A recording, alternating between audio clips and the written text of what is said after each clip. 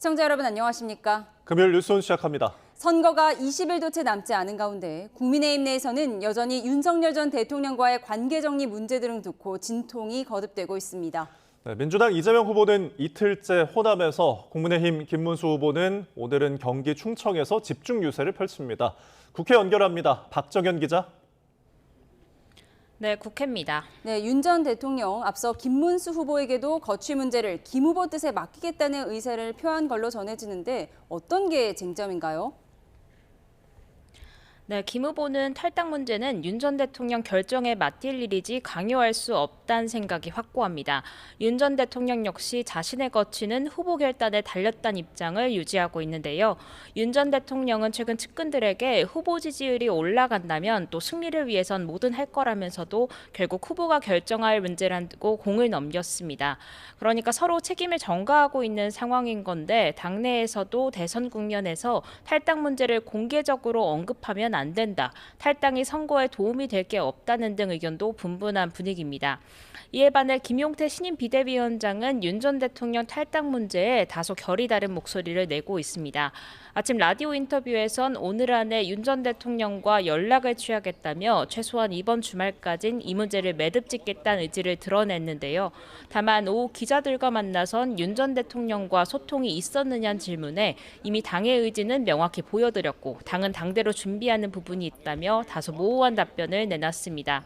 조금 전 한 언론사 인터뷰에선 또 아직 윤 전 대통령에 연락은 하지 못한 상황이라면서도 이미 어제 취임 일성으로 당정통 관계의 정상화 의지를 드러낸 만큼 더는 윤 전 대통령 결정이 중요하지 않아 보인다고 말해 사실상 입장을 번복한 것 아니냐는 분석도 나옵니다.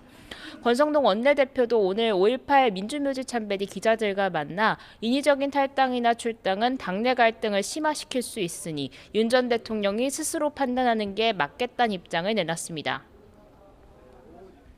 네, 이어서 대선 주자들의 일정도 살펴보죠. 이재명 후보 오늘은 전북에서 집중 유세가 예정돼 있다고요? 네, 오늘 일정 익산에서 출발했고요. 군산을 거쳐 전주 정읍을 차례로 찾았습니다. 이 후보는 익산역 동부광장 유세에서 전북이 동학혁명 발상지인 점을 언급하며 모두가 어우러져 존중하고 함께 살아가는 대동세상 정신을 내세웠습니다. 이재명이란 도구를 사용해 국민이 주인인 나라, 국민이 행복한 나라를 만들어야 한다며 국민주권 정부를 또 한 번 강조했습니다. 이 자리에선 최근 국민의힘을 탈당한 뒤 이 후보를 공개 지지 선언한 김상욱 의원도 참여했습니다. 이 후보는 김 의원이 가짜 보수 정당에서 진짜 보수 정동 활동을 하려다 내쫓겼다며 국민의힘을 정조준했습니다. 이 후보는 어제 전남 지역을 훑으며 유세를 벌인 데 이어 이틀째 호남에서 머무르고 있는 건데요. 앞으로도 5.18 기념식이 있는 일요일까지 호남에 머무를 거로 보이는데 지지층 다지기에 주력하는 모습입니다. 네, 국민의힘 김문수 후보는 오늘 일정을 경기도에서 시작했죠. 네, 김문수 후보 오늘은 판교역 출근길 인사로 시작해 수원, 화성, 동탄 등에서 유세를 펼쳤습니다. 동탄에선 수도권 광역급행철도 GTX의 전국 5대 광역권 확대를 중심으로 한 공약을 발표했습니다. 연달아 도지사를 지낸 경기도는 김 후보에겐 남다른 의미가 있는 지역이라 볼 수 있는데 지사 시절 직접 고안했던 GTX의 경우 김 후보가 경선부터 여러 차례 언급했을 만큼 애정을 쏟는 분야입니다. 김 후보 측은 오늘 경기 유세 지역으로 판교, 수원, 동탄을 택한 것도 이 같은 교통 문제를 둘러싼 문제의식과 맞닿아 있다고 설명했습니다. 김 후보는 또 오늘 유세에서 지사 시절 광교 신도시 건설 경험을 거론하며 대장동 10배에 달하는 규모지만 자신 주변에선 단 한 명도 구속되지 않았다며 이재명 후보의 대장동 개발 사업 논란을 맹비난했습니다. 오후에도 충청권에서 천안, 세종, 청주, 대전을 찾는데 세종에선 국회의사당 이전 부지를 찾아 행정수도 세종 공약을 발표했습니다. 네, 끝으로 개혁신당 이준석 후보의 일정도 소개해 주시죠. 네, 이준석 후보 아침 해병대원 순직 사건 관련 항명 혐의로 1심 무죄를 받은 박정훈 전 해병대 수사단장 기자회견에 참석했습니다. 오늘 서울중앙지법에서 박대령 항소심 공판이 열렸는데 이 후보는 직접 회견에 참석해 박대령 무죄에 힘을 실었습니다. 안보 문제를 중요시해온 국민의힘으로선 해병대원 순직 사건 외압 의혹이 아픈 부분일 수밖에 없는데 이 후보는 앞서 박 단장 1심 무죄 판결 당시에도 기자회견에 참석해 무고한 군인의 어려움을 바로잡는 게 정의라며 윤석열 전 대통령과 국민의힘을 정면으로 비판한 바 있습니다. 이 후보는 이번 대선 주요 캠페인으로 밀고 있는 학식 먹자 프로젝트도 천안 당국대 캠퍼스에서 진행했습니다. 이 후보는 해당 일정 뒤 기자들과 만나 김문수 후보론 이재명 후보를 견제할 수 없다며 보수층의 합리적인 판단을 촉구하기도 했습니다. 이 후보는 충남도청에서 언론인 간담회 뒤 천안중앙시장에서 도보 유세를 이어갑니다. 지금까지 국회에서 YTN 박정현입니다. 대법원 윤리감사관실이 서울중앙지법 지규현 부장판사의 술 접대 의혹과 관련해 사실관계를 확인하고 있다고 밝혔습니다.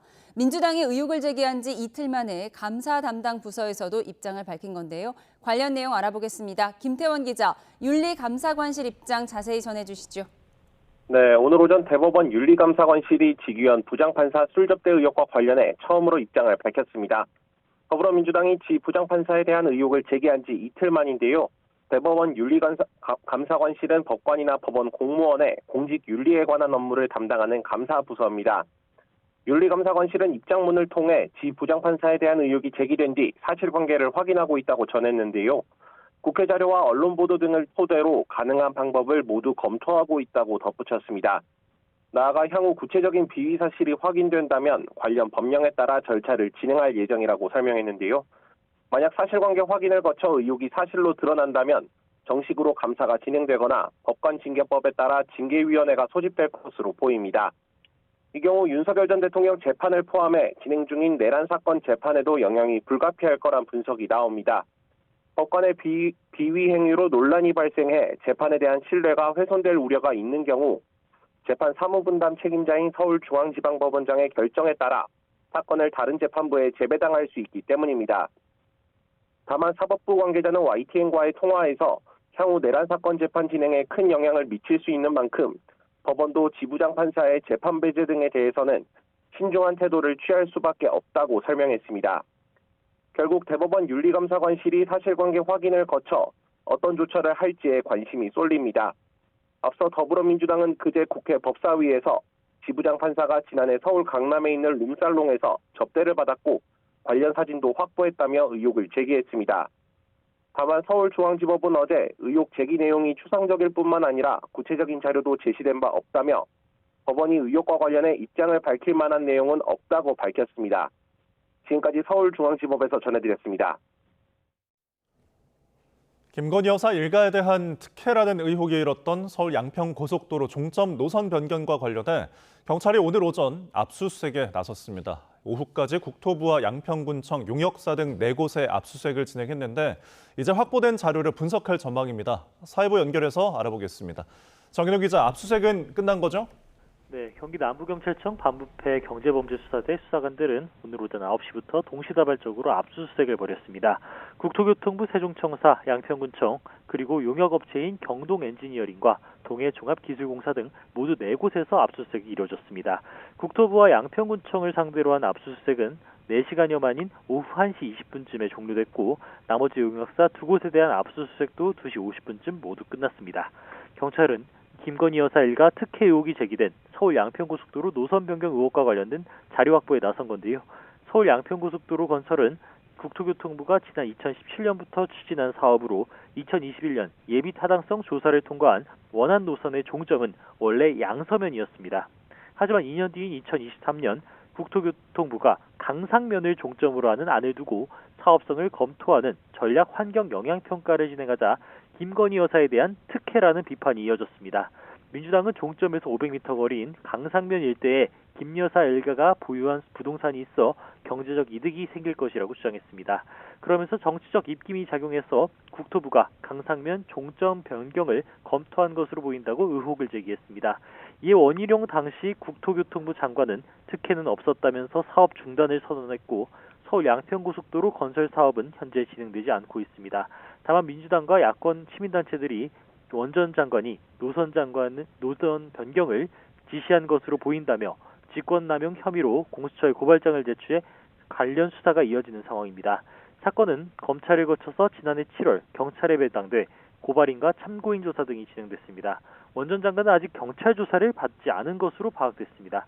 소환 조사에 앞서 경찰은 오늘 압수수색을 확보한 자료를 분석하면서 김 여사 일가에 대한 특혜 의혹이 사실인지 등을 확인할 방침입니다. 지금까지 사회부에서 YTN 정현우입니다.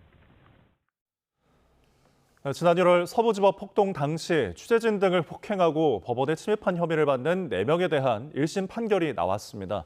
재판부는 취재진 폭행 혐의를 받는 피고인에게 민주주의의 핵심 가치인 언론의 자유를 크게 위축시킬 수 있다고 질타하며 징역 10개월을 선고했습니다. 이현정 기자가 보도합니다.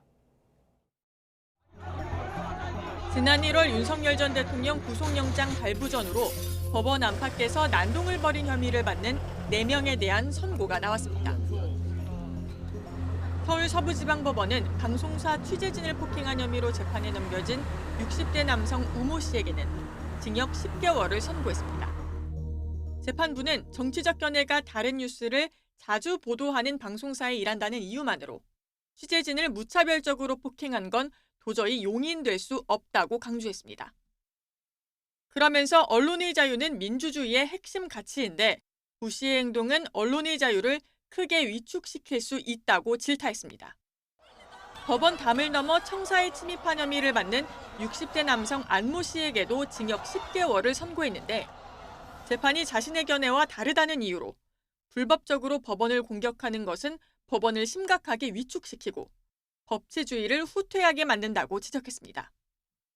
경찰관을 폭행한 혐의로 기소된 2명에게는 소범이고 반성했다는 점을 참작해 각각 징역 1년 6개월의 집행유예 3년과 징역 1년의 집행유예 2년을 선고했습니다. 위법함으로 결코 승복할 수 없고 항소하여 끝까지 다툴 것임을 분명히 밝힙니다. 서부지법 일대에서 난동을 일으킨 혐의로 96명이 재판에 넘겨진 가운데 지난 14일 실형을 선고받은 2명을 포함해 현재까지 6명에 대한 선고가 내려졌고 오는 28일과 다음 달 19일에도 선고가 예정돼 있습니다. YTN 이현정입니다.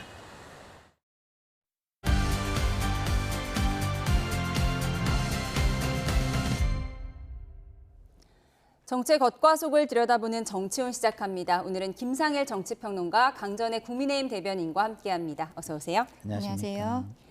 국민의힘을 탈당한 김상욱 의원이 오늘 이재명 민주당 후보의 전북 지역 유세 지원에 나서서 시선을 모았습니다. 영상으로 보고 오시죠.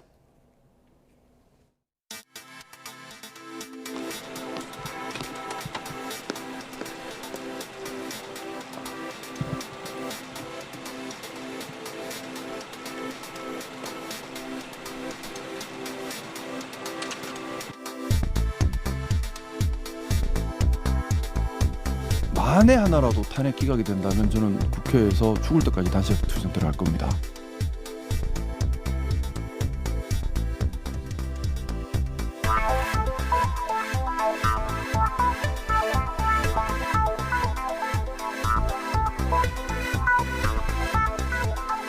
가짜 보수 정당 안에서 진짜 보수 활동해 보려고 노력하다가 사실상 쫓겨난 김상욱 의원 어디 있어요? 네.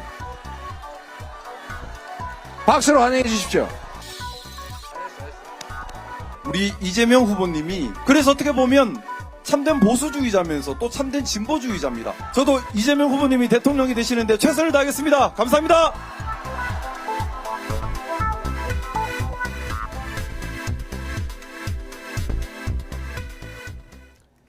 네, 윤 전 대통령 탄핵 찬성을 넘어 탄핵이 확정됐을 때 기쁨의 눈물까지 흘렸던 김상욱 의원. 소신 발언이 지나쳐서 선을 넘었다는 국민의힘 당내 비판이 있었는데 결국 오늘 민주당 이재명 후보의 유세 현장까지 함께했습니다. 국민의힘에서는 좀 시선이 곱지 않겠어요? 굉장히 씁쓸하죠. 왜냐하면 김상욱 의원이 개인적인 생각들을 가질 수 있겠습니다만 당에서 좀 과해 보이는 듯한 조금 아까 죽을 때까지 단식을 하겠다라는 발언이라든지 여러 가지로 좀 당 입장에서 굉장히 곤란한 모습들을 보여주셨기 때문에 특히 지역에 있는 당원들께서 스스로 좀 탈당을 해달라라는 의견을 많이 제시하셨던 것으로 알고 있습니다.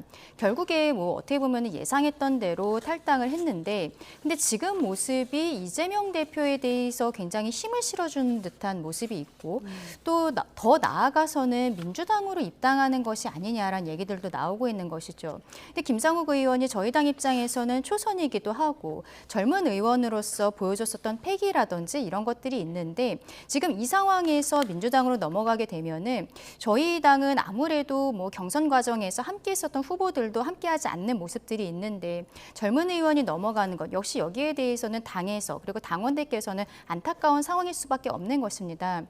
김상욱 의원이 들어오게 된 과정은 국민추천제라는 제도를 통해서 공천을 받았던 것인데 결과적으로는 공천 과정에 대해서도 총체적으로 시스템 점검을 해야 되는 것이 아닌가 그런 생각도 개인적으로는 하고 있습니다. 네. 국민의힘 내에서는 소신파였는데 만약 민주당으로 가게 된다면 또 어떤 입장이 될지 궁금합니다. 이제 민주당으로 입당 절차는 뭐 시간 문제인 건가요?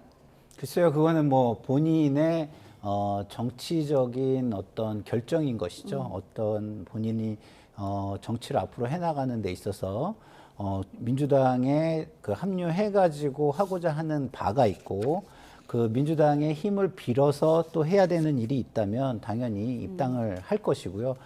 그렇지 않고 본인이 또 하나의 어떤 지금의 정치에 또 다른 목소리를 내서 이 정치를 바른 길로 또 끌고 가는 하나의 희생양이 되겠다라고 한다면 또 다른 길을 갈 수도 있는 것이죠. 그래서 그것은 지켜봐야 될 것 같고요. 어쨌든 보여준 모습은 굉장히 이재명 후보에게는 정말 큰 힘이 되겠다라는 생각이 드는 게 이재명 후보가 외치고 있는 게 있잖아요. 국민 통합, 포용 이런 건데 한 사람이 점 하나의 힘을 지금 보탠 거예요. 지금 보셨지만 포옹이 포용이 됐잖아요. 저 포옹하는 모습이 전달하는 메시지가 포용이라는 거를 그냥 머리로 이렇게 이해하지 않아도 그냥 보면 바로 느껴지는 그런 모습이잖아요. 그리고 반대로 국민의힘에는 그 한 사람을, 정치인 한 사람을 포용하지 못해서 그리고 포옹해주는 사람이 없어서 저렇게 다른 곳에 가서 포옹과 포용을 하는 그런 것이 되잖아요. 그래서 이 점의 힘이 되게 크다. 이게 님에서 점을 하나 찍으면 남이 되고, 그죠? 일에다가 밑에 점을 하나 찍으면 또 통합의 메시지가 되고 이 점을 잘 활용하고 있다는 생각이 듭니다. 예, 포옹이 포용이 됐다고 하셨는데요. 그렇죠. 제가 조금 아까 국민추천제 이러한 저희가 공천 제도 특이한 제도들에 대해서 다시 한번 살펴봐야겠다라고 말씀드렸던 것이 지금 김상욱 의원이 보여주고 있는 모습이 처음에 보수 정당으로 들어왔지만 말하자면 윤석열 전 대통령의 계엄 그리고 그 이후에 탄핵 국면에 있어서 본인은 그것이 진정한 보수가 아니다라고 이야기를 하면서 탈당을 한 거잖아요. 거기까지는 어느 정도는 이해를 할 수가 있습니다. 근데 지금 보이는 모습들은 그런 것들을 넘어서서 그 전에 본인 역시도 국민의힘 있을 때는 이재명 대표에 대해서 좋지 않게 이렇게 판단하는 부분들이 있었는데 갑작스럽게 탈당 이후에 이재명 대표를 찾아가서 저렇게 포옹하는 모습을 보이고 그러면서 뭐 진정한 보수가 이재명이다라는 형태로 이야기를 하는 것은 애초에 가지고 있었던 정체성이 저희 당과는 맞지 않았던 것이 아닌가라는 생각을 할 수밖에 없는 것이죠. 그래서 제가 공천 과정의 문제까지도 다시 한번 살펴봐야 될 것 같다라고 말씀을 드린 것입니다. 네, 국민의힘을 탈당해서 민주당에 입당할 가능성이 높은 상황인데 그런데 김상욱 의원과 이재명 후보 서로 진짜 보수라고 치켜 세웠습니다. 민주당에게 진짜 보수다 이렇게 얘기한 의미 어떻게 보세요? 일단은 보수의 길이라는 게 원칙을 지키는 거잖아요. 그래서 지금 민주당이 국민의힘보다는 상대적으로 원칙을 잘 지키고 있다라는 차원에서 한 얘기인 것 같고요. 좀 전에 뭐 그 등용문에 대해서 지금 말씀을 하셨는데 사실은 정치인에게 등용문도 되게 중요하지만 그 등용문을 통과해가지고 경기를 할 수 있는 경기장은 더더욱이 중요한 겁니다. 근데 지금 국민의힘의 경기장은요, 김상욱 의원에게 페어플레이를 할 수 있는 경기장이 아니에요. 왕따를 시키고 그냥 벤치에 그냥 앉혀놓고 기회도 주지 않고 뭐 이런 거거든요. 자신 있다면 거기에서 플레이를 시켜서 관객들이 좋은 선수인지 나쁜 선수인지 가리게 해주면 되잖아요. 근데 뭐가 두려워서 그렇지 못하느냐라는 비판을 받을 수밖에 없는 게 지금 국민의힘의 모습이기 때문에 그것을 정치인들을 어떻게 내지는 발굴하는 시스템의 문제라고 얘기하는 것은 제가 볼 때는 좀 맞지 않는다. 그 정치인이 들어와서 경기를 하는 경기장을 잘못 만들고 특정인들에게만 돋보이게 하는 무대를 만들어놨기 때문에 더 큰 문제가 아닌가. 예. 이런 부분을 돌아보시는 게 더 낫지 않을까라는 말씀을 드리고 싶습니다. 예, 잠시만요. 지금 이재명 후보가 전북 지역을 돌면서 유세를 벌이고 있는데요. 대학생들이 많은 대학가를 방문해서 청년 친표심을 공략하고 있습니다. 유세 현장 보시겠습니다. 이것도 15분가요? 자, 이제 연설을 시작해야 되니까 잠시만. 네. 자, 여러분, 제21대 대선 후보 이재명 대통령 후보께서 전제 도착하셨습니다. 여러분, 뜨거운 함성과 박수로 연설 청해 듣겠습니다. 존경하는 전주 시민 여러분, 전북 도민 여러분, 인사드립니다. 더불어민주당 대통령 후보 이재명입니다.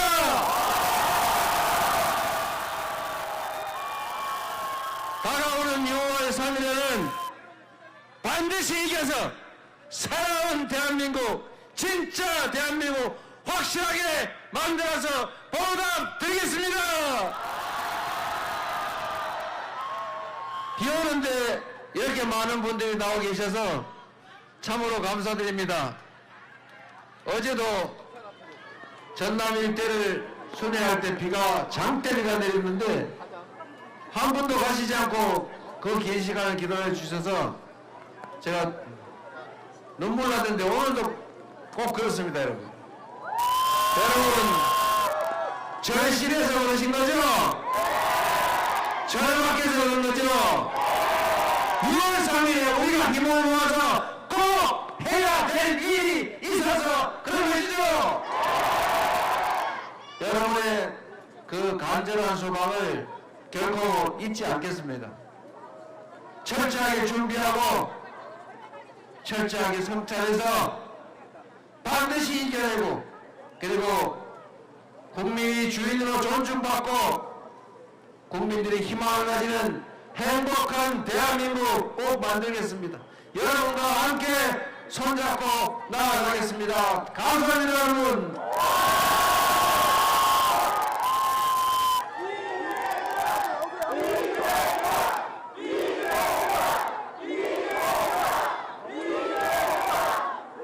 여러분이 이렇게 절박한 마음으로 함께하는 이유는 첫째는 나라가 걱정되어서일 것이고, 둘째는 여러분의 삶과 자식들의 미래가 걱정돼서 아니겠습니까? 지난 12월 3일 밤에 정말 얼척이 없는 일이 벌어졌죠. 있을 수 있는 일이겠습니까?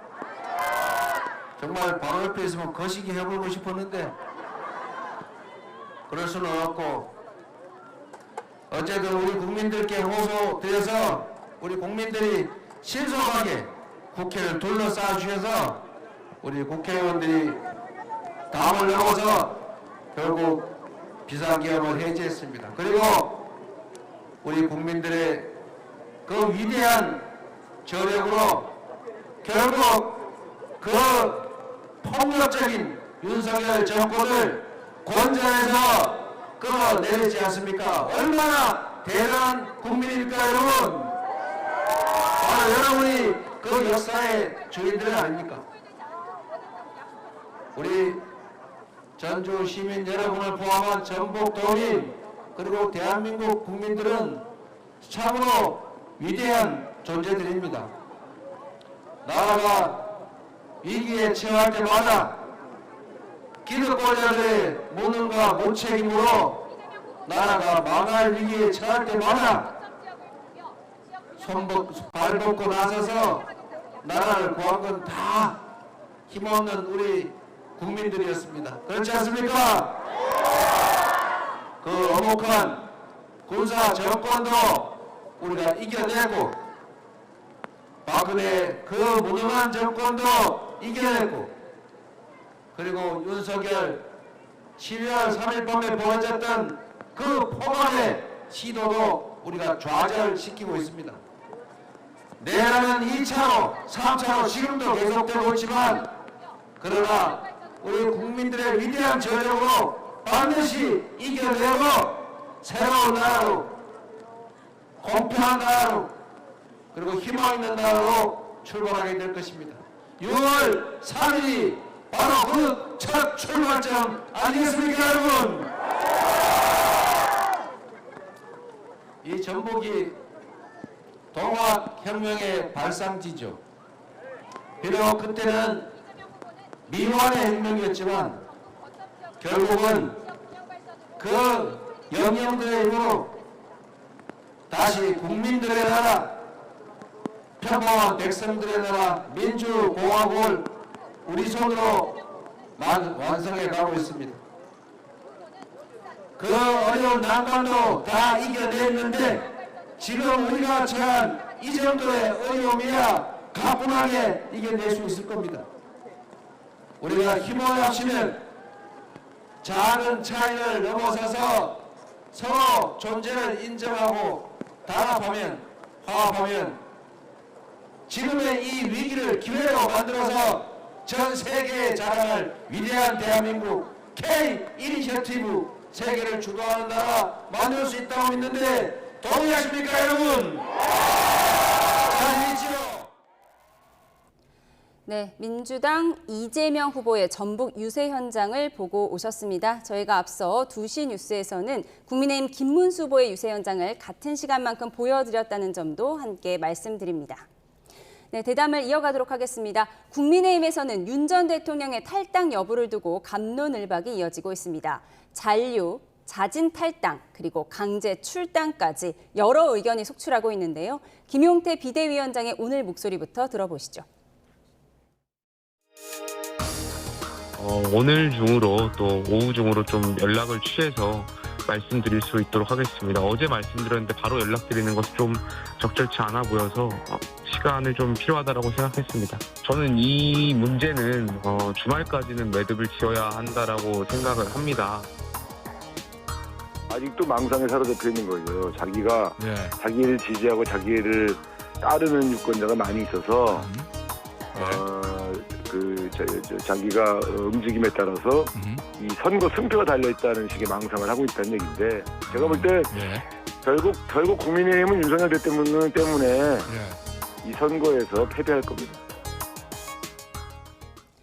네, 윤 전 대통령 측에서는 김문수 후보가 결정하면 탈당하겠다 이렇게 말한 걸로 전해지는데 어제 김문수 후보는 윤 전 대통령이 결정할 문제라고 했습니다. 그러니까 윤 전 대통령과 김문수 후보 서로에게 탈당 여부를 결정해달라 이런 것 같아요. 그렇죠. 지금 김용태 비대위원장 같은 경우에는 본인이 탈당을 요구하는 전화를 하겠다라고 이야기를 하고 있습니다만 아직 뭐 유의미한 이야기는 없는 것으로 보입니다. 있었다면 저희 대변인들에게 먼저 공지가 되었을 텐데 그러니까 아직 윤 전 대통령에게 전화한 건 아니다. 네, 지금 유의미한 내용은 나오지 않은 것으로 보이고요. 그런데 여기에 대해서 어떻게 보면 90년생 젊은 비대위원장은 여기에 대해 어떻게든 해결해 보겠다. 주말 안에 정리하겠다라는 의지를 보이고 있는데 김문수 후보와 또 당사자인 윤석열 전 대통령이 마치 핑퐁 게임을 하는 듯한 모습을 보이고 있는 것이죠. 저는 개인적으로는 윤석열 대통령이 본인 스스로 결단하는 것이 맞지 않는가라고 생각합니다만 이게 시간이 좀 너무 오래되고 있어요. 12월 3일에 계엄이 있었고 그리고 헌법재판소로부터 파면 결정을 받은 것이 4월 4일이었습니다. 지금 한 달이 넘은 상황 동안에 윤석열 전 대통령은 스스로 결단을 못하고 있거든요.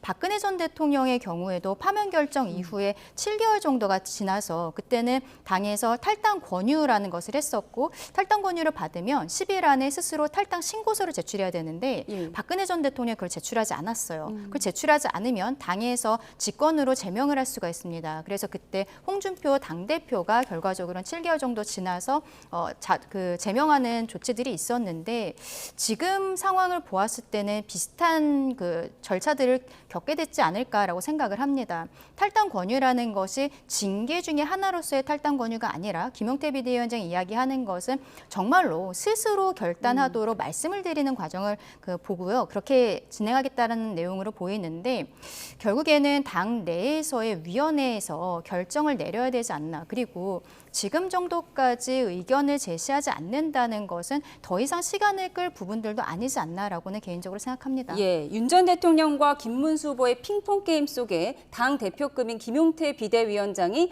정중하게 윤 전 대통령에게 결단을 요청하겠다. 어제 이렇게 밝혔잖아요. 네. 시간이 없다 말씀하셨는데 이 상황을 어떻게 보세요? 시간이 없죠. 왜냐하면 윤석열 대통령은 제가 볼 때는 계륵이에요. 근데 계륵을 처리할 수 있는 방법이 세 가지입니다. 1번, 버린다. 왜? 이걸 가지고 있으면은 이거를 관리하거나 유지하는 비용이 더 많이 들기 때문에 버린다. 이거고요. 두 번째는 재해석해서 자산으로서 재창출한다. 이런 건데, 그러려면 시간이 너무 많이 걸려요. 그리고 그럴 만한 지금 어떤 상황도 아니에요. 네. 그러면 두 번째도 어려워요. 그러면 세 번째 할 수 있는 건 시간을 끌어가지고 유야무야 하는 거예요. 근데 시간 끌기를 하자니 대선이 너무 코앞에 있어요. 예. 그럼 두 번째, 세 번째가 불가능하다면은 취할 수 있는 전략은 딱 하나인 겁니다. 말씀드린 대로 손절을 하는 거죠. 네. 버리는 거죠. 이 계륵을 버리지 못하고 계속 들고 있으면 국민의힘은 관리 비용도 굉장히 클 것이고요. 그리고 시간 끌기를 하자니 대선까지 시간이 너무 없기 때문에 유야무야 되지도 않을 거고, 결국은 이 선거가 윤석열 심판 선거, 윤석열을 손절할 거냐 하지 않을 거냐를 국민에게 물어보는 거와 똑같은 선거가 될 것입니다. 그러면은 강성 지지층과 일부 이해하는 정서적인 지지층 외에는 전부 다 손절적으로 투표를 할 것이다 라는 것을 알아야 한다, 이런 생각이 듭니다. 계륵이니까 버려야 한다. 이 말은 강제 출당 조치가 필요하다. 이렇게 분석을 그러니까 하신 방식은 거죠. 예. 빠르면 좋고 그리고 너무 거칠지 않으면 좋은 거니까, 그러니까 그 사전 빌드업하는 과정이 좀 필요하겠죠. 그러니까 간곡하게, 지금처럼 간곡하게 이렇게 메시지를 보내고 좀 알아들을 만하게 쭉 한 다음에 우리가 최선을 다했지만 방법이 없습니다라고 자르는 건데, 중요한 거는 이 또한 너무 길어지면 대선이 너무 코앞이라는 게 문제가 되는 것이죠. 예. 윤 전 대통령은 선거에 도움이 된다면 네. 나는 탈당할 수 있다. 언제라도 말을 해라. 뭐 이런 표현을 한 것으로 전해지고 있는데, 우상호 의원은 지금 망상에 사로잡혀 있다. 네. 윤 전 대통령이 자신이 탈당하면 마치 자신의 지지자가 빠져나가서 당의 선거에 불리할 수 있다. 이렇게 분석하는 망상이다. 이렇게 분석을 했는데 어떻게 보세요? 일단은 당 내에서 강성 지지층들은 여전히 있는 것이 사실이고요. 그리고 이번에 자유통일당에서도 후보가 나오고, 또 황교안 전 의원 같은 경우에도, 전 대표 같은 경우에도 무소속으로서 출마를 하고 있는 상황입니다. 그렇다면은 저희 당 입장에서는 어떻게 보면 윤석열 전 대통령과의 관계를 절연을 했을 때 이것이 그 강성 지지층들이 다른 쪽으로 가실 수 있다라는 생각을 할 수밖에 없는 것이죠. 하지만 저희가 이번 대선 과정에 있어서 보수가 쇄신하는 모습을 보여드려야 되는 게 굉장히 중요하다고 생각을 하고, 그게 대선이라는 어떻게 보면 기회라고도 저는 생각을 합니다. 그렇다면은 이번 대선에서의 무슨 승리 이런 것도 당연히 중요하지만 앞으로의 나아갈 방향을 이야기를 했을 때는 윤석열 대통령과의 관계는 정확히 짚고 가야 되는 것이 있거든요. 다만 이번에 그 박근혜 전 대통령은 말하자면 개인적인 비리였다라면, 윤석열 전 대통령은 비상계엄을 선포했던 것 때문에 파면이 되었고, 그리고 비상계엄을 선포한 이유는 민주당의 폭주 때문이었다는 거예요. 근데 그 과정이 저희 당 입장에서도 민주당과 협치가 되지 않았던 점, 어떻게 보면은 책임이 있다라고도 볼 수 있거든요. 하지만 이런 것들에 있어서 그동안은 시간을 들였음에도 불구하고 윤석열 대통령 측에서 정리를 하지 못한다면 당 입장에서는 어쨌든 단호한 모습을 좀 보여줘야 되는 시기가 오지 않았나. 저는 개인적으로 약간 늦지 않았나라는 생각도 하고 있습니다. 예, 늦지 않았나 이런 우려도 있다고 하셨는데, 늦더라도 윤 전 대통령이 탈당이나 출당을 한다면 그럼 국민의힘 대선에 도움이 될 거라고 보세요? 이준석 의원은 도움이 되지 않을 거다 이렇게 분석을 했더라고요. 이번 선거에는 도움이 안 될 가능성이 크죠. 그렇지만 100% 안 된다고 볼 수는 없는 겁니다. 정치는요, 살아있는 생물이라 어디에서 어떤 일이 터져가지고 어떻게 상황이 발전해 갈지를 모르는 게 정치예요. 근데 아예 사람들이 거기에 주목도 하지 않고 신경도 쓰지 않는 상황이면은 아예 그런 일 자체가 없어요. 근데 만약에 윤석열 대통령이 탈당하지 않는 국민의힘의 사람들이 신경을 쓰고 주목을 할까요? 아예 무슨 일을 해도 의미가 없는 겁니다. 그렇다고 그러면 안 할 것이냐? 그 안 한다는 건 무슨 의미냐면 내일 지구가 멸망한다는 뜻이잖아요. 다시 말해서 선거가 이번 대선으로 끝난다는 뜻이잖아요. 근데 선거는 계속 있는 겁니다. 지방선거가 있고 총선이 있고 계속 있는데 대선만 생각하는 거예요, 지금. 대선에 지더라도 최선을 다해서 져야 그 다음에 지방선거에서 기회가 있는 거예요. 근데 지금 최선도 하지 못하는 선거가 된다는 겁니다. 아까도 말씀드렸지만 이대로 쭉 계속 가면은 마지막 날 유권자들의 선택은 뭐냐? 윤석열을 비판할래 아니면 옹호할래 이걸로 찍는 거예요. 윤석열 비판해 이재명, 윤석열 옹호해 김문수 이거예요. 그러면 누가 절대적인 우위에 있겠습니까? 이 점을 생각해야죠. 예, 지금 늦은 것 같아 보여도 다음 선거를 또 생각한다면 윤 전 대통령을 탈당하든 출당하든 해야 한다 이렇게 분석을 해주셨습니다. 그런가 하면 국민의힘을 향해서 연일 쓴소리를 하고 있는 홍준표 전 대구시장. 이재명 후보 측이 국무총리로 고려하고 있다는 보도까지 나왔는데요. 정계 은퇴 선언을 했지만 은퇴한 것 같지 않은 홍 전 시장. 오늘 또 글을 올렸습니다. 화면 보시죠.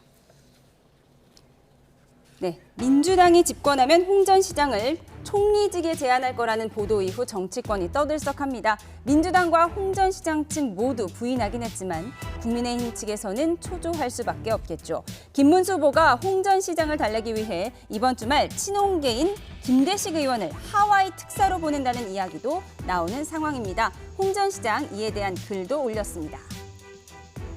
홍 전 시장의 지지자로 보이는 인물이 페이스북에 문수 캠프의 하와이 설득조, 일명 함흥차사 오지 못하도록 단호히 조치해 주십시오. 선거 패배의 모든 책임을 전가하려는 술수라고 댓글을 남겼는데요.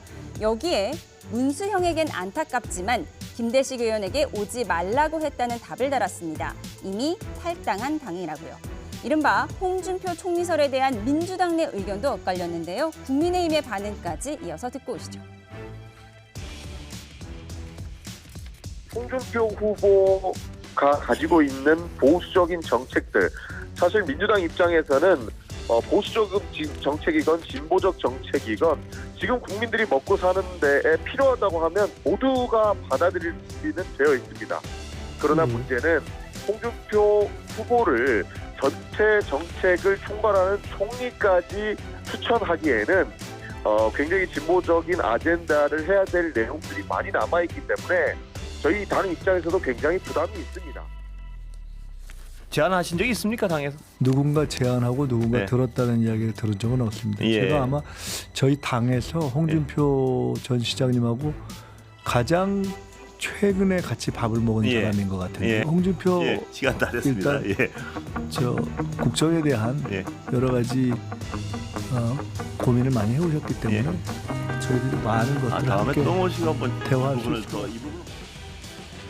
민주당 측의 공작일 수도 있다고 생각을 하는데요. 실제로 홍준표 전 후보께서는 그것은 전혀 사실 무근이다라고 말씀하셨거든요. 그리고 홍 시장께서 여러 가지 그 당에 대한 섭섭함을 표시하고 계시지만 그래도 민주당 가서 이재명 밑에서 총리하실 분은 아니라고 생각합니다. 그분께서 거기서 버텨내겠습니까? 오히려 그 민주당의 그 정치 행태에 대해서 가장 직설적으로 비판하시는 분인데 그럴 가능성은 저는 없다고 봅니다. 네, 국민의힘 경선에서 패배한 뒤 탈당하고 하와이에 체류 중인 홍 전 시장. 분명히 정계 은퇴한다고 밝혔는데 요즘 전국 뉴스의 상당 부분을 차지하고 있습니다. 지금 어떤 속내라고 보세요? 일단 탈당계는 냈습니다만 SNS를 통해서 글을 올리는 것도 정치 활동을 계속하고 있다라고 봐야 될 것으로 보이는데요.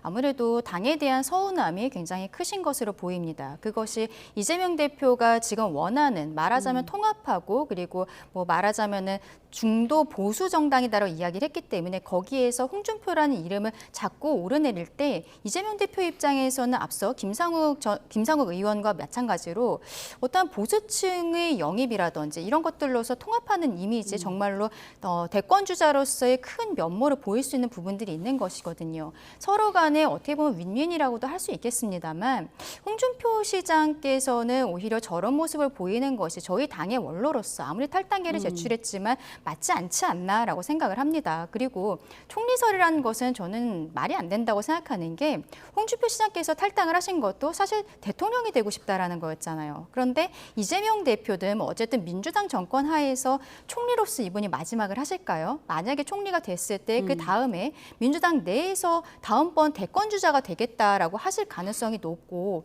그러면 그 안에서 본인이 그렇게까지 커나갈 수 있을 것인가? 전혀 그렇게 생각하지 않거든요. 앞서 우리가 봤던 민주당 의원들, 뭐 전용기, 김민석 의원들의 발언들을 보면 이분들은 홍준표 시장 오는 것에 대해서도 그렇게 마뜩치 않아 보이는 모습이 있어요. 마치 홍준표 시장의 그 정책 브레인이었었던 이병택 카이스트 교수가 본인 SNS에는 이재명 대표 캠프로 간다라고 글을 길게 쓰셨는데 이재명 대표 측에서는 민주당에서는 받지 않는다라고 이야기를 하면서 굉장히 좀 머쓱해진 상황들이 있었거든요.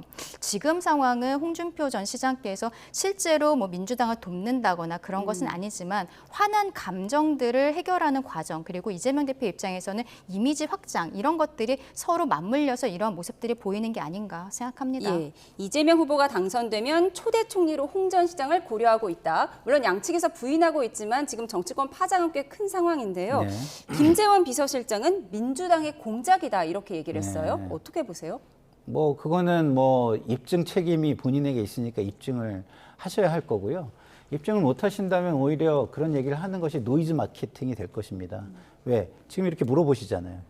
김재원 의원이 이렇게 얘기를 했습니다. 네. 어떻게 생각합니까? 이게 노이즈 마케팅이 되는 겁니다. 그러면은 이게 민주당에 도움이 되겠습니까? 국민의힘에 도움이 되겠습니까? 그래서 김재원 의원이 평상시 좀 전략적인 측면이 있는 분인데 이 부분 지금 선거를 앞두고 있으니까 조급한지 전략성이 좀 떨어진다 이런 생각이 들고요. 홍준표 전 시장은 이런 겁니다. 기본적으로 국민의힘이나 민주당이나 뭐 비슷할 수는 있으나 이렇게 공정하지 못하면 내가 여기에서 다시 무슨 일을 해볼 수 있겠느냐. 물론 민주당에 가도 어려움이 있을 수 있겠지만 그래도 상대적으로 국민의힘보다는 공정한 경기장을 만들어준다면 나는 자신 있어. 이런 자신감을 가지고 있을 수는 있는 거예요. 그렇기 때문에 이것이 마치 지금 홍 전 대표의 뭐 억울함 이것만 자꾸 가지고 섭섭함 이것만 가지고 얘기할 건 아니라 국민의힘이 어떤 그 플레이어들을 대할 때 공정한 경기를 할 수 있는 경기장을 만들어줄 수 있다는 믿음을 줄 수 있느냐 이런 부분을 돌아보는 게 훨씬 빠를 것이다 이런 생각이 듭니다. 예, 홍 전 시장 뭐 대선 끝나고 돌아가겠다고 한 상황에서 홍 전 시장의 측근으로 분류되는 김대식 의원이 모레 미국으로 간다고 하더라고요. 이른바 하와이 특사설 맞습니까? 네, 지금 그런 이야기들이 나오고 있습니다만 조금 아까 우리가 봤듯이 홍준표 시장이 청년과의 SNS 글에 있어서 오지 말라고 했다라는 이야기가 있습니다. 하지만 그럼에도 불구하고 당 측에서는 홍준표 시장과의 접점이 굉장히 필요한 부분이거든요. 저희가 경선에서 8명으로 시작을 했고 8명이 그때 서약을 했습니다. 누가 후보가 되든 원팀이 되겠다. 똘똘 뭉쳐서 민주당과 이재명을 막아내겠다라고 서약을 했는데 지금 홍준표 전 시장도 그렇고 한동훈 전 대표도 본인 입장에서는 공중전을 하고 있다. 뭐 유튜브나 이런 것들을 통해서 잘 싸우고 있다라고 합니다만 당원들께서 보시기에는 그래도 선대위원장 맡고 정말로 앞에 나와줬으면 좋겠다라고 생각하시는 부분들이 분명히 있거든요.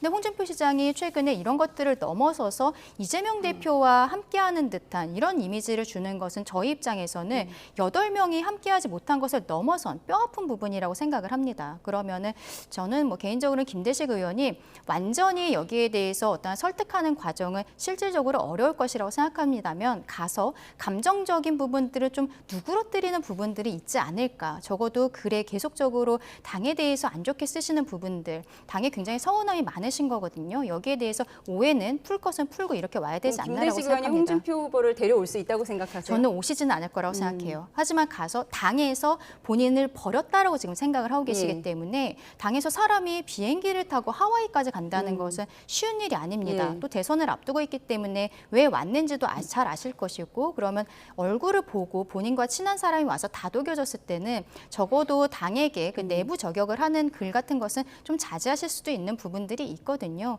지금으로서는 저 개인적으로는 홍준표 전 시장이 완전히 뭐 선대위에 합류한다거나 그런 것은 좀 어려운 상황이지 않을까라고도 나 생각합니다. 데리러 오지 말아라 이렇게 글을 썼다고 하지만 뭐 어르신들이 나보러 오지 말라고 하는 게 또 진심이 아닐 때도 있잖아요. 그렇죠. 온 사람한테 가라고 하실 성격은 아니실 거라고 생각해서 또 워낙 두 분이 친하시잖아요. 과거에 김대식이 묻고 뭐 홍준표가 답한다 이런 책까지 같이 냈던 사이이기 때문에 하와이 갔을 때는 만남은 있을 것이라고 생각하고 그 과정에 있어서 입국까지는 못 하시더라도 지금 저격하는 모습들은 좀 자제할 수 있지 않을까라고 생각합니다. 예, 경선 4강 이후 탈락한 후보 중에 유일하게 선대위에 합류한 안철수 의원, 김문수 후보가 이순신 장군처럼 고독해 보인다 이렇게 표현하면서 한동훈 대표도 들어와라 지금 이렇게 요청을 하고 있습니다. 어떻게 보이세요? 들어오려면 들어올 자리를 만들어주고 해야죠. 뭐 낭떠러지 있는데 거기에 뭐 발가락 하나 정도 걸칠 수 있게 하고서 들어오라 그러면 낭떠러지에 떨어져 죽으라는 겁니까? 뭡니까? 정치는 명분과 소신이 있어야 되는 거예요. 그 소신과 명분을 국민들에게 보여주고 지지를 끌어내는 건데 그 명분과 소신의 부분을 분명히 얘기했는데 그런 건 하나도 어떤 갖춰주지 않고 하나도 제공해주지 않고 소신을 어느 정도는 지켜주려는 모습을 보이지 않고 비난을 통해서 너 죽을 수 있으니까 들어와라는 협박성으로 자꾸 이야기를 하는 것은 저는 옳지 못하다고 봅니다. 한동훈 전 대표가 이야기하는 게 정치적 명분이 없는 게 아니잖아요. 그리고 실제로 아까도 얘기했지만 계륵에 해당하는 관리 비용이 너무 많이 들고 있는 거 아닙니까? 그래서 그런 부분을 관리 비용을 좀 줄여서 한동훈 대표도 좀 들어올 수 있는 자리를 조금 거기에 콘크리트 좀 이렇게 발판을 만들어가지고 절벽 끝에도 좀 쓸 수 있게 해줘야지. 아니 그것도 안 만들어주고 그냥 발가락 힘으로 버텨 절벽에서 이런 거랑 똑같은 말을 하는 거는 문제가 있다 이런 생각이 듭니다. 한동훈 전 대표 들어올 명분이라는 것이 한 전 대표가 요구한 윤석열 전 대통령과의 절연이겠죠. 네, 아무래도 그럴 것으로 보이고요. 저도 그게 선행돼야 된다라고 생각을 합니다. 앞서서도 김용태 비대위원장이 이번 주 안에 윤석열 전 대통령과의 관계 정리하겠다라고 이야기를 했기 때문에 그것이 정리가 되고 그리고 한동훈 대표를 모셔오는 모습을 보여야 되는 것이 아닌가라고 생각을 해요. 그리고 한동훈 전 대표 측에서는 지금 최근에 뭐 장예찬 전 최고가 다시 돌아왔다라든지 이런 것들에 대해서도 문제 제기를 하고 있는데 그렇다면은 저희 비대위원장이나 후보가 왜 다시 들어오게 됐는지 뭐 통합의 메시지 이런 것들은 이미 이야기가 되었습니다만 다시 한번 스스로 이야기를 하는 과정들이 있어야 되지 않나. 조금 아까 평론가님 말씀해 주신 것처럼 한동훈 대표가 그동안에 탄핵 자체에 대해서 찬성을 했었고 비상계엄에 대해서도 초반부터 반대하는 모습들을 보이면서 어떻게 보면 가장 중도 확장성이 있는 후보였다는 것은 사실이라고 생각을 하거든요. 근데 지금 본인은 SNS와 유튜브 뭐 이런 것들을 통해서 열심히 활동을 하고 있다라고는 합니다만 당원들께서는 정말로 단상 위에 후보와 함께 올라가 있는 모습 이게 보고 싶으신 거고 그런 것들을 만들어내야만 한다고 생각합니다. 결과적으로는 저희가 지금 뭐 대선까지 시간이 얼마 남지는 않았습니다만 여러 가지 상황에 있어서 윤석열 전 대통령과의 관계 설정이라는 큰 문을 먼저 넘는 것이 우선이 아닌가라고 생각합니다. 네, 김용태 위원장이 주말 내 상황 변화를 예고했으니까요. 지켜보도록 하겠습니다. 그런가 하면 김문수 국민의힘 대선 후보는 경기도 유세 도중에 이재명 후보를 겨냥하는 발언을 또 꺼냈는데요. 이준석 후보는 김문수 후보로는 이재명 후보를 견제할 수 없다며 합리적 판단을 하라고 강조했습니다. 이어서 듣고 오시죠. 김문수도 광교 신도시 개발하고 한 번 또 수사받거나 제가 일하다가 뭐 의문이 있다 또는 부정부패 뭐 돈을 받았다 이런 이야기 들어보셨습니까? 제 아내가 경기도지사 8년을 하는 동안에 아내가 법인카드 썼다는 이야기 들어보셨어요? 도지사도 벼슬이 아니고 대통령은 벼슬이 아니잖아요. 국민을 위해서 열심히 섬기는 모습이죠. 김문수로 이재명 후보의 견제를 할 수 없다고 판단한 나이가 있는 전통적 보수층이 합리적인 판단을 할 때입니다. 제가 다시 한번 말하지만 너는 40밖에 안 되기 때문에 젊어서 안 돼 이런 말씀으로 대한민국의 미래를 가로막으실 것인지 궁금합니다. 어떻게 40살의 이준석이 너무 젊어서 안 된다고 그분들이 생각하는 대안은 14세의 김문수 후보라는 겁니까? 40세의 대안이 14세일 수는 없는 것입니다. 네, 김문수 후보는 본인이 경기도지사 시절에 광교 신도시를 개발했지만 그동안 의문사나 구속된 사람은 한 명도 없다고 강조했습니다. 누구를 겨냥했는지 좀 뻔히 보이죠. 그렇죠. 마침 우연히도 경기도지사 출신 두 분이 1당과 2당에서 후보로 나온 상황이고 김문수 후보가 그 이전에 재선으로서 8년 동안 했었던 상황이 있습니다.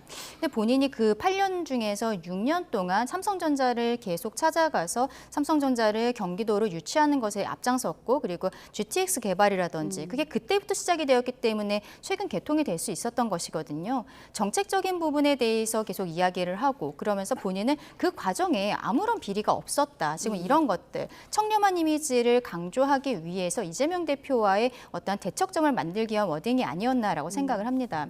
근데 여기에 대해서 이재명 대표 측에서 별다른 반박이 나오지 않고 있어요. 이것이 어떻게 보면은 팩트이기 때문에 그런 것이 아닌가라는 생각도 드는 부분들이 있는데 앞으로 이제 이번 주 일요일에 토론이 있는데 저는 개인적으로는 토론 과정에 있어서 경기도의 개발 이런 것들과 관련한 결국에는 두 분 다 전직이시죠. 경기도지사들의 어떤 정책적인 이야기들이 주가 되지 않을까. 그 과정에 있어서는 김문수 후보가 아무래도 일어난 것들이 많기 때문에 조금 더 유리하지 않을까라고도 생각합니다. 예, 잠시만요. 속보가 들어와서 한 가지 전해드리도록 하겠습니다. 지금 밖에 비가 많이 내리고 있는데요. 오후 4시 20분을 기해서 서울 동북권과 서북권에 호우주의보가 내려졌다는 속보가 들어왔습니다. 같은 시각 경기도 남양주에는 호우경보가, 경기도 포천에는 호우주의보가 내려졌습니다. 네, 기상청은 발달한 비구름이 남부지방에서 수도권으로 확대하면서 특보 지역으로 시간당 70mm 이상의 극한 호우가 쏟아지는 곳이 있다며 주의를 당부했습니다. 자세한 소식은 들어오는 대로 추가로 전해드리도록 하겠습니다.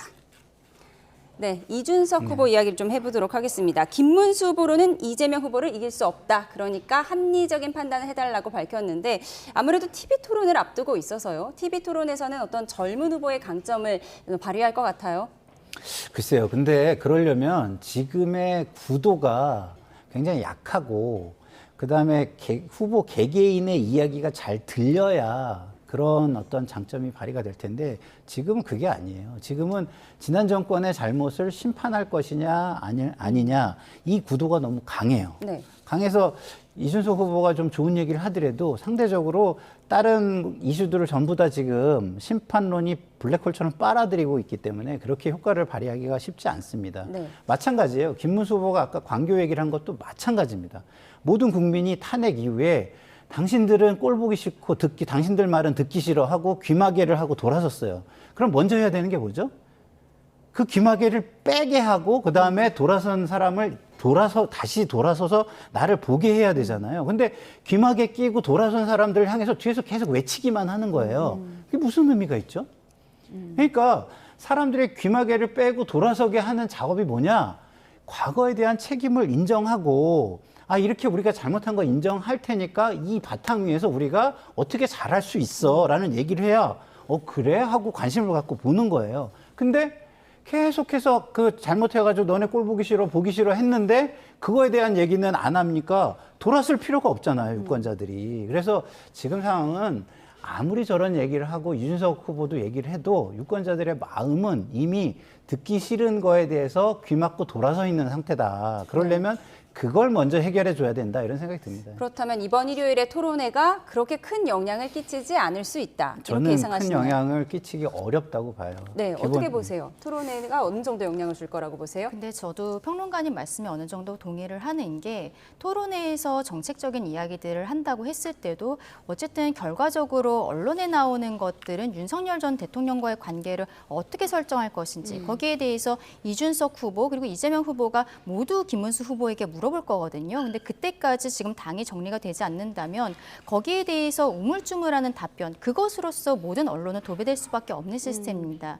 앞서 제가 경기도지사로서 김문수 후보가 이재명 후보에 비해서는 훨씬 많은 업적이 있다라고 말씀드렸지만 국민들께서 거기까지 귀가 안 가시는 것도 사실이거든요. 그래서 계속 말씀드리는 것처럼 김용태 비대위원장이 지금 노력하는 것으로 보입니다만 후보 스스로도 여기에 대해서 결단하는 모습을 보여야 되지 않을까라고 생각합니다. 예, 정책 선거 후보가 돼야 하는데요. 지금 사실 맞습니다. 정책이 보이지 않는 건 사실인 것 같습니다. 격변의 한 주였는데 여론은 어떻게 변하고 있을지 여론조사 결과를 보도록 하겠습니다. 그래픽 보여주시죠. 네, 오늘 나온 갤럽 여론조사입니다. 이재명 51%, 김문수 29%, 이준석 8%로 나왔습니다. 해당 조사 기준 이재명 후보가 과반을 기록한 건 처음인데요. 김문수, 이준석 후보의 지지율은 상대적으로 정체된 상황으로 보입니다. 지역별로 보겠습니다. 대구, 경북을 제외하고 이재명 후보가 모든 지역에서 앞서 나가는 상황인데 부울경, 부산, 울산, 경남의 민심도 오차 범위 내이지만 뒤집힌 걸로 나타났습니다. 어제 나온 전국 지표조사 보겠습니다. 새 후보가 49%, 27%, 7% 순으로 나타났는데요.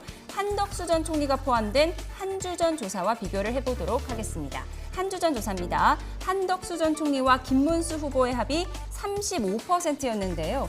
이번 주 김문수 후보의 지지율 조금 전에 보여드린 것처럼 27%였죠. 김 후보가 한 전 총리의 지지층을 모두 흡수하지 못한 걸로 봐야 할지 어떤 의미일지 분석해 보도록 하겠습니다.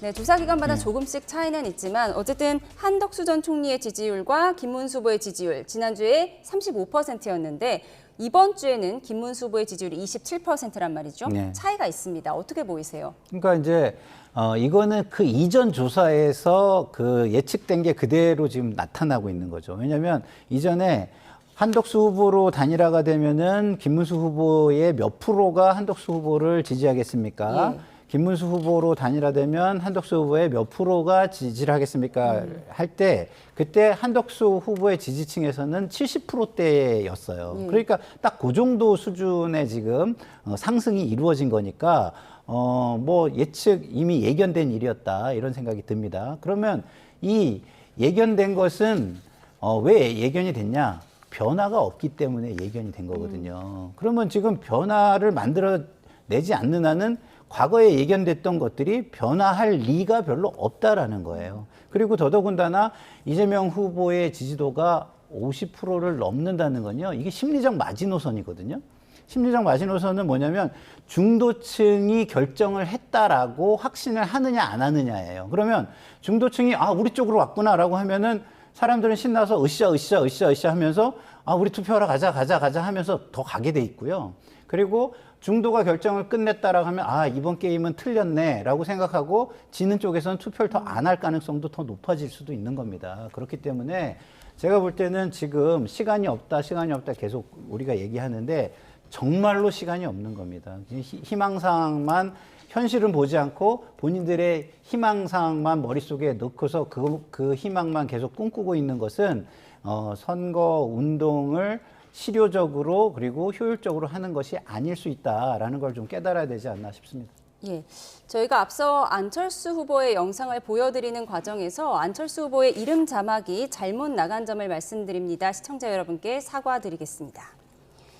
네, 지지율을 짚어보고 있었는데요. 아무래도 국민의힘이 얼마 전에 단일화 내용을 겪었고 김문수 후보로 확정된 지 얼마 되지 않은 영향도 있겠지만 지지율이 좀 정체되고 있다 이런 분석에 대해서는 어떻게 대응하고 계세요? 그렇죠. 조금 아까 봤던 한국갤럽 조사가 저희로서는 더 뼈아픈 것이 이게 조사 기간이 13일에서 15일입니다. 그런데 김용태 비대위원장이 지명된 게 월요일 12일 오전이었어요. 그래서 오전에 바로 본인이 지명이 되고서 비상계엄에 대해서 사과를 했고 그날 오후에 최상병 묘소를 참배를 하면서 수사 외압 의혹에 대해서 저희 국민의힘이 오히려 앞장서서 해결되도록 노력하겠다 이런 메시지가 나갔거든요. 그리고 화요일에는 저희 김문수 후보가 채널A 언론에 나가서 거기에서 또 다시 한번 비상계엄에 대해서 직접적으로 사과한 바가 있습니다. 그럼에도 불구하고 지금 이재명 대표와 22%포인트 차가 있었다라는 것은 아직도 중도에서는 돌아오지 않고 있다. 저희를 쳐다봐주지 않고 있다라고 생각하는 것밖에는 이건 답이 나오지 않는다라고 생각을 합니다.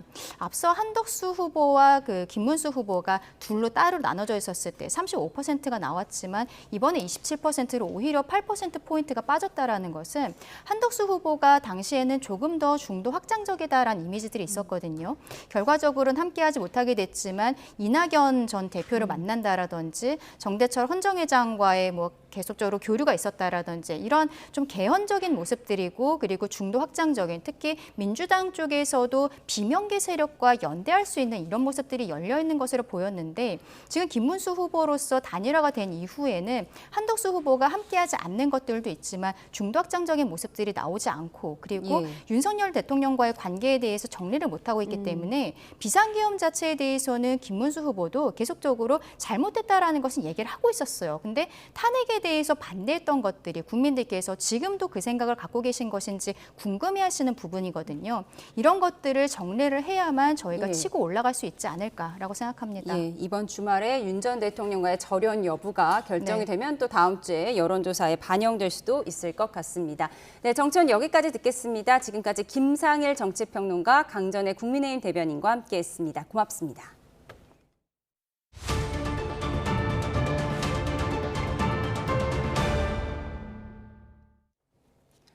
네, 조금 전 속보로도 전해드렸는데요. 남양주에 시간당 74mm의 극한 호우가 쏟아지면서 올해 첫 호우 긴급재난 문자가 발송됐습니다. 서울에도 호우주의보가 내려진 가운데 남부에는 여전히 강한 비가 쏟아지고 있습니다. 취재기자 연결합니다. 김민경 기자, 남양주에 올해 첫 호우 긴급재난 문자가 발송됐다고요? 네, 남양주 오나무배는 시간당 74mm의 극한 호우가 쏟아지면서 올해 첫 호우 긴급재난 문자가 발송됐습니다. 남양주에는 호우 경보가, 서울 동북권과 서북권, 포천에는 호우 주의보가 발령 중인데요. 대기가 불안정한 탓에 곳곳에서 강한 비가 쏟아지고 있는 겁니다. 또 오전부터 강한 비가 이어진 남부에도 제주 산간에는 호우 경보가, 제주 남동부와 보성, 순천 등 전남 11곳, 하동과 거제 등 경남 5곳에는 호우주의보가 발령 중입니다. 현재 제주도에는 시간당 40mm 이상, 남해안에도 시간당 10에서 20mm 안팎의 강한 비가 집중되고 있는데요. 새벽부터 지금까지 제주 산간에는 100mm 이상, 남해안에도 최대 80mm가량의 많은 비가 내린 가운데 비는 내일 새벽까지 최대 50mm가량 더 내리다가 그칠 걸로 보입니다. 네, 비가 내리면서 더위는 한풀 꺾인 것 같은데요. 주말 날씨 어떻습니까? 네, 오늘도 구름이 햇볕을 가려 기온이 크게 오르지 못했습니다. 한낮에 서울은 22도로 어제와 비슷했고 대부분 지역에서도 20에서 25도로 평년 수준을 보였습니다. 비가 그친 뒤에는 기온이 오르면서 내일은 서울 낮 기온이 24도 등 일부 지역은 25도를 웃도는 초여름 더위가 예상되는데요. 다만 내일 오후부터 저녁 사이 한반도 북쪽을 지나는 저기압의 영향으로 경기 북부와 강원 북부에는 5mm 미만의 비가 조금 내리겠습니다. 지금까지 과학기상부에서 YTN 김민경입니다. 사기와 신도 추행 등의 혐의를 받고 있는 허경영 국가혁명당 명예대표가 구속 갈림길에 놓였습니다. 허 대표는 수사관들을 모두 고소하는 등 조사에 비협조적인 모습을 보여왔는데 구속될 경우 수사에 속도가 붙을 걸로 보입니다. 신규혜 기자입니다. 허경영 국가혁명당 명예대표가 구속영장 실질심사를 받기 위해 법원에 출석했습니다. 허 대표는 사기, 준강제추행, 배임, 정치자금법 위반까지 4개 혐의를 받고 있습니다. 허 대표는 입장을 묻는 취재진 질문에 별다른 답을 하지 않았습니다. 추행 혐의 인정하십니까? 이번 영장 청구 어떻게 생각하세요? 허 대표는 지난해 에너지 치유 의식을 해준다며 자신의 종교시설인 하늘궁에서 여성 신도들의 몸을 만지는 등 추행한 혐의로 고소당했습니다. 또 자신의 얼굴 스티커를 붙인 우유를 마시면 만병이 사라진다는 이른바 불로유 등 영성 상품을 터무니없이 비싸게 판매한 혐의로도 비소됐습니다. 이와 관련해 하늘궁 등을 압수수색한 경찰은 허 대표가 3억 원 상당의 부당이득을 얻은 것으로 보고 있습니다.